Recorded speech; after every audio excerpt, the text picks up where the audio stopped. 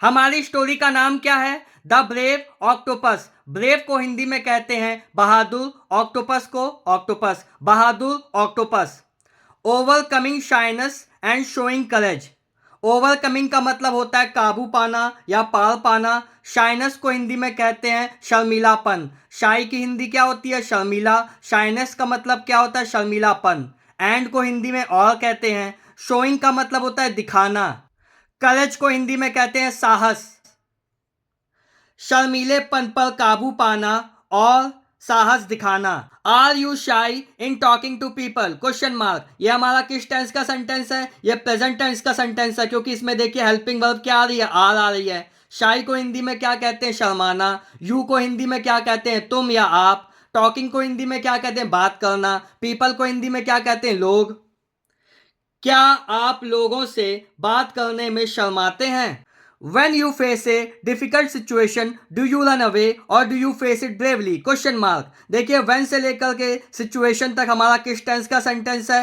Present indefinite tense का sentence है, क्योंकि सब्जेक्ट के बाद क्या आ रहा है? वर्ब की फर्स्ट फॉर्म आ रही है और सब्जेक्ट क्या है? प्लूरल है। अगर सिंगुलर होता तो वर्ब की फर्स्ट फॉर्म में ऐसे आई एस जुड़ जाता। Do you run away. Do you run away हमारा क्या है? प्रेजेंट इंडेफिनिट टेंस का सेंटेंस है। उसमें कौन सा? इंट्रोगेटिव, क्योंकि हेल्पिंग वर्ब से शुरू हो रहा है। ऑल को हिंदी में कहते हैं या। Do you face it bravely? Question mark. Do you face it bravely भी क्या है? हमारा प्रेजेंट इंडेफिनिट टेंस का सेंटेंस है। उसमें भी इंट्रोगेटिव, क्योंकि हेल्पिंग वर्ब डू से शुरू हो रहा है। आया समझ में? तो वेन से लेकर के सिचुएशन तक का जब अनुवाद करेंगे तो आखिरी में ताहे आएगा, तीहे आएगा या तेहे आएगा। किसके हिसाब से? सब्जेक्ट के हिसाब से। इसमें भी यही है, इसमें भी यही है। डू यू वाले में और do you run away, do you face it bravely, सबके आखिरी में क्या आएगा? ताहे, तीहे, तेहे आएगा। किसके हिसाब से? सब्जेक्ट के हिसाब से। When you face a difficult situation. Difficult मतलब कठिन, सिचुएशन मतलब परिस्थिति, फेस मतलब सामना करना। व्हेन का मतलब जब, यू का मतलब तुम। जब आप या तुम किसी कठिन परिस्थिति का सामना करते हो। Do you run away? क्या आप भाग जाते हैं? और या do you face it bravely? या बहादुरी से सामना करते हैं। रन का मतलब भागना, अवे का मतलब दूर।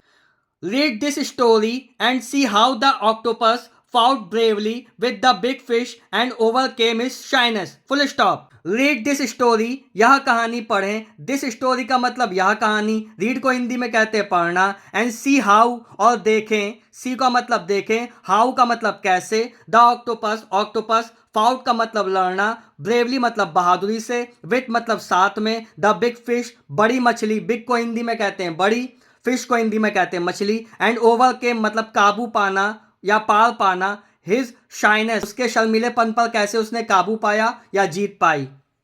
इस कहानी को पढ़ें और देखें कि कैसे ऑक्टोपस ने बड़ी मछली से बहादुरी से लड़ाई की और अपने शर्मीलेपन पर काबू पाया। Once upon a time there was a shy octopus. Full stop. Once upon a time का मतलब होता है एक बार की बात है। There was a shy octopus. देखिए there was a shy octopus. शाई को हिंदी में कहते हैं शर्मीला। ऑक्टोपस मतलब ऑक्टोपस। वाज लग गया इस सेंटेंस में देयर से लेके ऑक्टोपस तक। इसका मतलब ये पास्ट टेंस का है और इसका जब हिंदी में अनुवाद करेंगे तो उसके आखिरी में क्या आएगा? या तो था आएगा या थी आएगा या थे आएगा। एक बार की बात है, एक शर्मीला ऑक्टोपस था। He could never make friends because he was too shy. Full stop. देखिए जब भी किसी सेंटेंस में कुड लग जाता है तो याद रखिएगा जब उसका अनुवाद करेंगे हिंदी में तो उसके आखिरी में क्या आएगा? सका आएगा, सकी आएगा, सके आएगा। किसके हिसाब से? सब्जेक्ट के हिसाब से। सब्जेक्ट हमारा क्या है? यहाँ पे पुल्लिंग है, मेल है, तो यहाँ पे लास्ट में क्या आएगा? सका आएगा। नेवर का मतलब होता है कभी नहीं। मेक मतलब बनाना। फ्रेंड्स को हिंदी में कहते हैं दोस्त। बिकॉज को हिंदी में कहते हैं क्योंकि। ही वॉज टू शाई। एक शाई का मतलब होता है शर्माना। टू शाई का मतलब बहुत शर्माना। देखिए वाज लग गया, इसका मतलब जब ही से लेकर के शाई तक का अनुवाद करेंगे हिंदी में तो आखिरी में क्या आएगा? था आएगा, थी आएगा, थे आएगा सब्जेक्ट के हिसाब से। तो यहाँ पे सब्जेक्ट क्या ही है? तो था आएगा। ही कुड नेवर मेक फ्रेंड्स। वह कभी दोस्त नहीं बना सका। बिकॉज क्योंकि ही वॉज टू शाई। वह बहुत शर्मीला था। The little fish and tiny sea animals were all good friends. Full stop. ये भी हमारा किस टेंस का सेंटेंस हो गया? पास्ट टेंस का, क्योंकि देखिए इसमें वर लग गया। तो इसका भी जब हिंदी में अनुवाद करेंगे तो आखिरी में क्या आएगा? या तो था आएगा या थी आएगा या थे आएगा। लिटल का मतलब होता है छोटा, फिश मतलब मछली, टाइनी का मतलब होता है बहुत छोटा, बहुत छोटे, सी एनिमल्स मतलब समुद्री जानवर, बहुत छोटे समुद्री जानवर, ऑल का मतलब सभी, गुड का मतलब अच्छे, फ्रेंड्स का मतलब दोस्त। छोटी मछलियां और छोटे समुद्री जानवर सभी अच्छे दोस्त थे। They played together but the octopus was too shy to join them, full stop. देखिए दे से लेकर के टुगेदर तक हमारा किस टेंस का सेंटेंस है? पास्ट इंडेफिनिट टेंस का सेंटेंस है, क्योंकि इसमें सब्जेक्ट के बाद क्या आ रहा है? वर्ब की सेकंड फॉर्म आ रही है। तो जब इसका हिंदी में ट्रांसलेशन करेंगे तो आखिरी में क्या आएगा? या तो ताथा तीथी तेथे आएगा, या आ आएगा, या ई आएगा, या ए आएगा। वे दे को हिंदी में कहते हैं वे एक साथ खेलते थे। टुगेदर को हिंदी में कहते हैं एक साथ, प्ले मतलब खेलना, वे एक साथ खेलते थे। बट को हिंदी में कहते हैं लेकिन। The octopus was too shy to join them, full stop. Join को हिंदी में कहते हैं शामिल, देम मतलब उनमें, शाई का मतलब शर्माना। वाज लग गया इस सेंटेंस में द ऑक्टोपस से लेकर के देम तक। जब हिंदी में अनुवाद करेंगे तो उसके आखिरी में क्या आएगा? था आएगा, थी आएगा, थे आएगा, क्योंकि वाज क्या है? हमारा पास्ट टेंस की हेल्पिंग वर्ब होती है। हेल्पिंग वर्ब का काम क्या होता है? हेल्प करना। हेल्पिंग वर्ब का काम क्या होता है? हेल्प करना। ये हमारी हेल्प करती है, ये हमें बताती है कि सेंटेंस हमारा किस टेंस का है, पास्ट का है, प्रेजेंट का है, फ्यूचर का है। लेकिन ऑक्टोपस उनमें शामिल होने से बहुत कतरा रहा था। One day the octopus was resting behind some rocks when he saw that everyone was quickly swimming past, full stop. One को हिंदी में कहते हैं एक, डे को हिंदी में कहते हैं दिन, वाज रेस्टिंग। देखिए सब्जेक्ट के बाद वाज आ रहा है, उसके बाद वर्ब की फर्स्ट फॉर्म में आईएनजी लगा है, तो ये हमारा वन से लेकर के रॉक्स तक कौन सा सेंटेंस हो गया? किस टेंस का? पास्ट कॉन्टिन्यूअस टेंस का सेंटेंस हो गया। तो इसमें हम लोग जब हिंदी में अनुवाद करेंगे तो आखिरी में क्या आएगा? रहा था, रही थी, रहे थे आएगा। किसके हिसाब से? सब्जेक्ट के हिसाब से। रेस्टिंग का मतलब होता है आराम करना, बिहाइंड का मतलब होता है पीछे, सम मतलब कुछ, रॉक को हिंदी में कहते हैं चट्टाने। एक दिन ऑक्टोपस कुछ चट्टानों के पीछे आराम कर रहा था। when तभी ही सॉ दैट, देखिए ही सॉ दैट किस टेंस का सेंटेंस है? पास्ट इंडेफिनिट टेंस का सेंटेंस है, क्योंकि इसमें सब्जेक्ट के बाद क्या आ रहा है? हमारा वर्ब की सेकंड फॉर्म आ रही है। तो जब इसका हिंदी में अनुवाद करेंगे या तो ताथा तीथी तेथे, या आ, या ई, या ए आएगा। तो ही सॉ दैट, सॉ को हिंदी में कहते हैं देखना, उसने देखा। Everyone was quickly swimming fast, full stop. Swimming का मतलब होता है तैरना, क्विकली का मतलब होता है तेजी से, एवरीवन का मतलब होता है सभी या हर कोई। सभी या हर कोई तेजी से तैरकर आगे बढ़ रहा था। Seeing comma a big fish coming to feed in that area he quickly hid himself behind the rocks, full stop.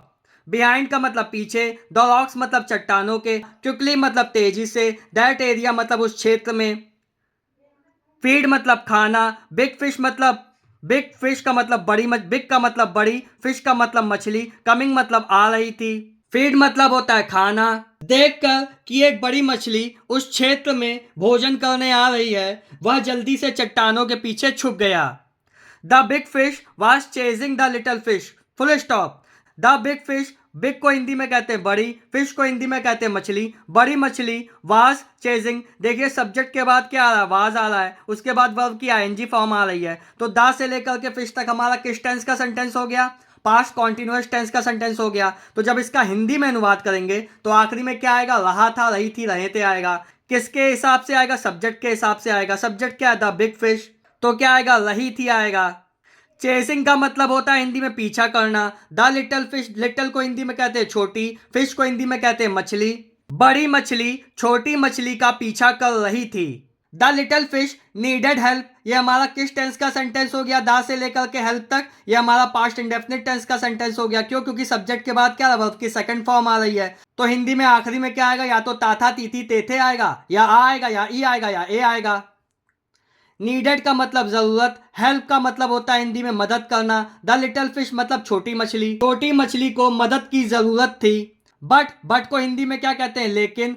The big fish was so dangerous looking that no one dared to go near, full stop. देखिए the से लेकर के looking तक हमारा किस tense का sentence हो गया? पास्ट टेंस का, क्योंकि इसमें हेल्पिंग वर्ब क्या है? वाज है। डेंजरस मतलब खतरनाक, लुकिंग मतलब दिखना, बिग फिश मतलब बड़ी मछली। लेकिन बड़ी मछली इतनी खतरनाक दिख रही थी दैट कि no one dared to go near, full stop. Near का मतलब होता है पास, गो का मतलब होता है जाना, नो वन मतलब कोई भी, डेयर्ड मतलब हिम्मत नहीं हुई, कि कोई भी उसके पास जाने की हिम्मत ना कर सका। The octopus wanted to help the little fish, full stop. Little fish को हिंदी में क्या कहते हैं? छोटी मछली। लिटिल को कहते हैं छोटी, फिश को कहते हैं हिंदी में मछली। हेल्प का मतलब होता है हिंदी में मदद करना। वांटेड को हिंदी में कहते हैं चाहना। ये हमारा किस टेंस का सेंटेंस हो गया? पास्ट इंडेफिनिट टेंस का सेंटेंस हो गया। क्यों? क्योंकि इसमें सब्जेक्ट के बाद क्या वर्ब की सेकंड फॉर्म आ रही है। तो जब इसका हिंदी में अनुवाद करेंगे तो आखिरी में क्या आएगा? ताथा तीथी तेथे, या आ या ई या ए आएगा। ऑक्टोपस छोटी मछली की मदद करना चाहता था। He shot a big jet of ink on the face of the big fish, full stop. Shot को हिंदी में कहते हैं मारना। ही का मतलब उसने, ए बिग जेट मतलब मोटी धारा, ऑफ इंक स्याही की, ऑन द फेस चेहरे पर, फेस को हिंदी में क्या कहते हैं? चेहरा। The big fish, big fish को हिंदी में क्या कहते हैं? बिग को हिंदी में कहते हैं बड़ी, फिश को हिंदी में क्या कहते हैं? मछली। उसने बड़ी मछली के चेहरे पर स्याही की एक बड़ी धारा मारी। देखिए ऐसे, courage conquers all things, full stop. Courage को हिंदी में कहते हैं साहस, कॉन्कर्स को हिंदी में कहते हैं जीतना या विजयी होना।